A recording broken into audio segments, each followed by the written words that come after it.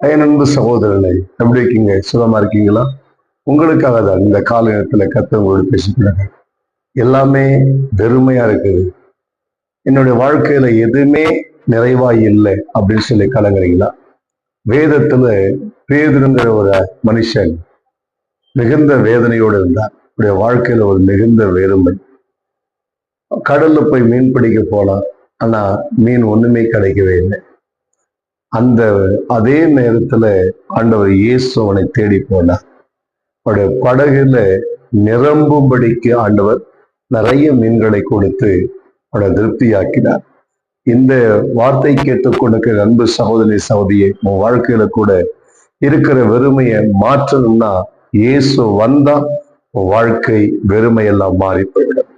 இயேசுவை மட்டும் பாருங்க, இயேசுவின் வார்த்தை மட்டும் கேளுங்க, இயேசுவை மட்டும் கனப்படுங்க. இயேசுவின் வார்த்தைக்கு நீங்கள் கீழ்ப்படிந்து நடக்கும் போது வாழ்க்கை இருக்கிற வெறுமைகள் மாறும். பேதுருவின் வாழ்க்கையின் வெறுமை மாற்றி ஆசீர்வதித்த தேவன் உங்களையும் ஆசீர்வதிப்பார். நான் செபிக்கிறேன். அன்பு பிதாவே, இந்த நிகழ்ச்சியை பார்க்கிற ஒவ்வொருத்தர்களையும் ஆசீர்வதியும் இயேசுவின் நாமத்தில். ஆமென். God bless you.